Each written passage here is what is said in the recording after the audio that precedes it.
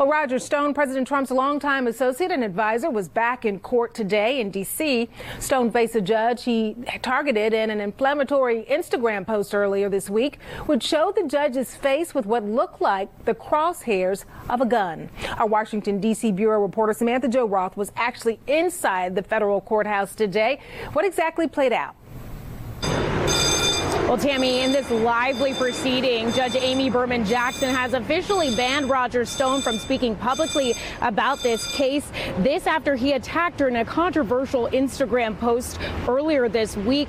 Now, the longtime advisor and associate of the president is not going to jail today. The government attorneys did not even ask the judge to revoke his pretrial release. However, the judge did say if he does violate this gag order this time around, she will revoke that bond and send him back to jail before this trial begins. Now, today, Roger Stone unexpectedly took the stand and he apologized for his actions. He said the post was an outgrowth of the extreme stress of the situation and that he thought the crosshairs symbol in his Instagram post was a Celtics sign that's tied to a Colt, not the crosshairs of a gun. Now, while Stone admitted he posted the photo and he did write the caption, he claimed one of his 5 to 6 volunteers provided the photo. He could only name about 4 of those alleged volunteers. Now, ultimately, the judge says she believes that Roger Stone's actions were deliberate. She pointed to his inconsistent statements on while he took the stand today, and she said that she believes that the conditions of his pretrial release needed to be modified because he posed a danger to the public. Tammy? Samantha-Jo, this judge had previously imposed a gag order on this case last Friday. How is today's ruling different than last week?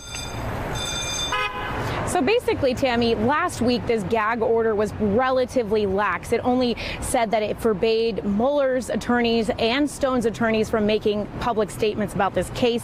It also, put an end to those Stone press conferences that were happening outside of this very court. But now this gag order in place makes sure that, Roger Stone does not speak publicly about this case, about the investigation, about participants in this investigation. However, it does allow him to solicit any funds for his defense. It does allow him to do that, and it does allow him to maintain his innocence in this case. For now, we're live in Washington. Samantha-Jo Roth, Spectrum News 13.